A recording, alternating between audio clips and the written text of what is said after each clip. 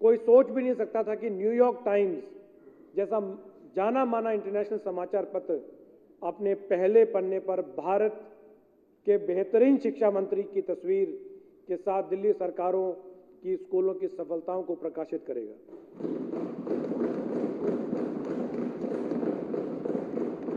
अध्यक्ष महोदय, न केवल दिल्ली बल्कि भारत और संभवतः पूरी दुनिया के लिए 2022-23 का यह एकेडमिक सेशन पहला सामान्य एकेडमिक सेशन है जो कोरोना काल के मुश्किल दौर के बाद से बिना किसी बाधा के आगे बढ़ा है। दुनिया की कोई भी सरकार और शिक्षा व्यवस्था कोविड के असर से बच नहीं पाई। मैं गर्व के साथ कहना चाहूँगा कि 2020 से पहले केजरीवाल सरकार ने जो कदम उठाए उससे हमें वह आधार मिला जिससे हम इन विपरीत परिस्थितियों में भी अपने बच्चों की पढ़ाई का नुकसान कम कर सके।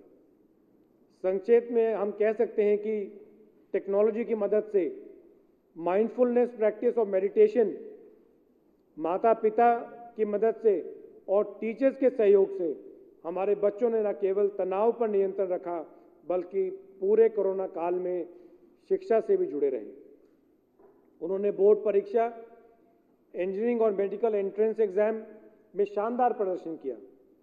अध्यक्ष महोदय, इन प्रयासों का नतीजा है कि दिल्ली के सरकारी स्कूलों ने 12वीं कक्षा में 98% परिणाम प्राप्त किए। 98%। इसके अलावा जेईई मेंस में 493 और नीट में 648 बच्चे कामयाब हुए। मुझे ये बताते हुए खुशी हो रही है कि एंटरप्रेन्योरशिप माइंडसेट करिकुलम के 12वीं कक्षा के छात्र के पहले बैच में 56 छात्रों ने बिजनेस ब्लास्टर्स पहल के माध्यम से उद्यमशीलता में अपनी योग्यता साबित की और दिल्ली सरकार के शीर्ष 7 विश्वविद्यालयों में बीबीए और बीटेक जैसे कोर्सेज में सीधा दाखिला लिया है। बहुत बड़ी अचीवमेंट है। मुझे विश्वास है कि ये बच्चे न केवल अपने लिए नई दिशा तय करेंगे बल्कि इस प्रयोग से देश की उच्च शिक्षा को भी नया आयाम मिलेगा। इसी तरह 2021 में लागू देशभक्ति पाठ्यक्रम में भी हमारे बच्चों को इस बात के लिए प्रेरित कर रहा है कि वे हर भारतीय को जाति और धर्म के चश्मे से नहीं बल्कि मानवता के नजरिए से देखें। यह पाठ्यक्रम हमारे बच्चों को देश के प्रति अपनी जिम्मेदारियों को सही मायने में समझने और निभाने का व्यवहारिक ट्रेनिंग दे रहा है। वर्ष 2022-23 दिल्ली की शिक्षा के लिए और भी कई मायनों में उल्लेखनीय रहा है। शहीद आजम भगत सिंह को समर्पित दिल्ली के पहले आवासीय आर्म्ड फोर्सेस प्रिपरेटरी स्कूल का उद्घाटन नजफगढ़ के जड़ौदा कलां गांव में हुआ। वर्तमान में इस स्कूल में 160 बच्चे पढ़ रहे हैं जो जल्द ही आर्म्ड फोर्सेस में शामिल होकर मातृभूमि की सेवा करेंगे। इसके अलावा दिल्ली मॉडल वर्चुअल स्कूल भी एक सफल प्रयोग के तौर पर सामने आया है। सच्चे अर्थों में ये देश का पहला वर्चुअल स्कूल है। इसके पहले बैच में गोवा, कर्नाटक, उड़ीसा, केरल, राजस्थान, महाराष्ट्र, मध्य प्रदेश सहित 14 राज्यों के छात्र शामिल हैं। अध्यक्ष महोदय, टीचर्स और प्रिंसिपल्स की ट्रेनिंग केजरीवाल सरकार के शिक्षा मॉडल का अभिन्न अंग है। हमने इस वर्ष 98 प्रिंसिपल्स को ट्रेनिंग के लिए IIM अहमदाबाद भेजा है, जबकि हमारे 56 प्रिंसिपल और टीचर एजुकेटर्स लीडरशिप ट्रेनिंग के लिए कैम्ब्रिज गए थे। और यदि इस विषय पर राजनीति नहीं होती तो हम हमारे 60 प्राइमरी टीचर्स को भी अर्ली चाइल्डहुड और प्राइमरी स्कूलिंग में वर्ल्ड क्लास ट्रेनिंग के लिए फिनलैंड भेजा गया होता।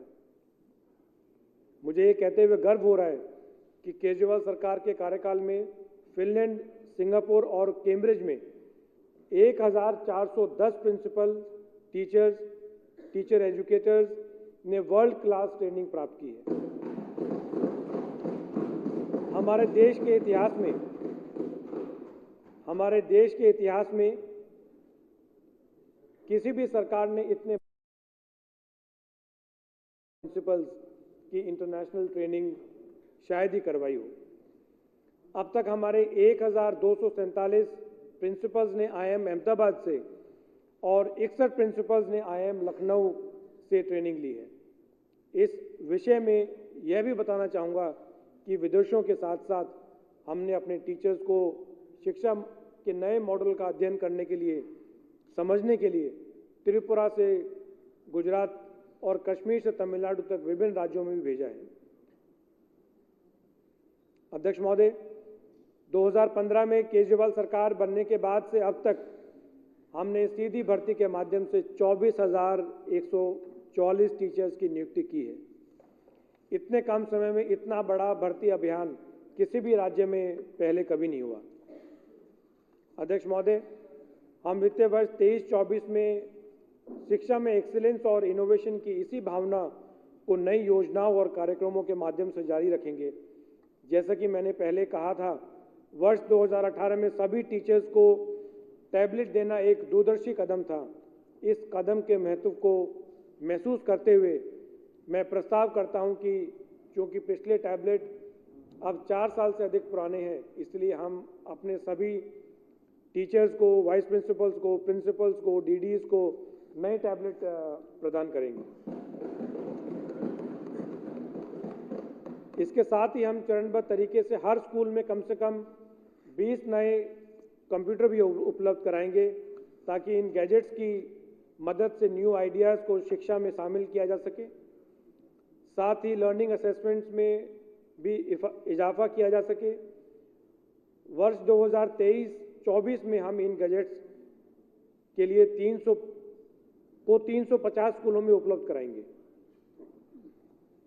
Doctor Ambedkar school of specialised excellence की शुरुआत 2021 में 20 स्कूलों के साथ हुई थी। हम आने वाले साल में इसे बढ़ाकर 37 कर देंगे। अब इन्हें करीब 10,000 बच्चे पढ़ सकेंगे। हमारा लक्ष्य है कि दिल्ली का प्रत्येक बच्चा जिसके पास विशिष्ट प्रतिभा है, वह अपने घर के निकटतम किसी SOSE में प्रवेश पाने में सक्षम हो। ये सभी school Delhi board of school education से एफिलिएटेड होंगे। SOSE में स्पेशलाइजेशन को ग्लोबल स्टैंडर्ड्स को ध्यान में रखते हुए डिज़ाइन किया गया है। इसीलिए हम इन स्कूलों के बच्चों को फ्रेंच, जर्मन, जापानीज, स्पेनिश भाषा भी पढ़ा रहे हैं। इसके साथ इस पायलट प्रोजेक्ट से मिली सीख के आधार पर हम आने वाले वर्षों में इसे सभी स्कूलों में लागू करने पर विचार करेंगे। मुझे ये बताते हुए खुशी हो रही है कि SOSE के तहत STEM यानी साइंस, टेक्नोलॉजी, इंजीनियरिंग और मैथ्स में स्पेशलाइजेशन के पहले बैच के 676 बच्चे दिल्ली स्कूल एजुकेशन बोर्ड द्वारा आयोजित 12वीं बोर्ड परीक्षा में शामिल होंगे। इनमें से 253 विद्यार्थियों ने JEE मेंस की परीक्षा दी थी और लगभग 50% अध्यक्ष जी 50% यानी 114 ने JEE एडवांस के लिए क्वालिफाई किया है। बहुत बड़ी अचीवमेंट है। अध्यक्ष महोदय, मैं आपका ध्यान इस तथ्य की ओर दिलाना चाहता हूं कि देश में पहली बार स्कूल और उद्योग मिलकर काम करेंगे। केजरीवाल सरकार ने हमारे बच्चों के बेहतर भविष्य के निर्माण के लिए 12 नए स्कूल ऑफ अप्लाइड लर्निंग शुरू किए हैं। इन स्कूलों में न केवल ट्रेडिशनल सब्जेक्ट्स होंगे, बल्कि छात्रों को अपना कौशल, अपना स्किल विकसित करने के पर्याप्त अवसर प्रदान करने के लिए एक प्रोफेशनल इंडस्ट्रियल सेटअप भी होगा। ये school Delhi board of school education से एफिलिएटेड होंगे। इन स्कूलों में कक्षा 9वीं से उच्च गुणवत्ता वाले कौशल विषय भी अनिवार्य रूप से शुरू किए जाएंगे। हर बच्चा कक्षा 9वीं और 10वीं में 3-3 कौशल विषय और कक्षा 11वीं और 12वीं में 1-1 स्किल सब्जेक्ट्स का अध्ययन करेगा। इस पहल का उद्देश्य यह है कि हर बच्चे को पारंपरिक विषयों के साथ साथ ऐसे कौशल भी सीखने चाहिए जो उसे नए ज़माने की चुनौतियों के लिए तैयार करे।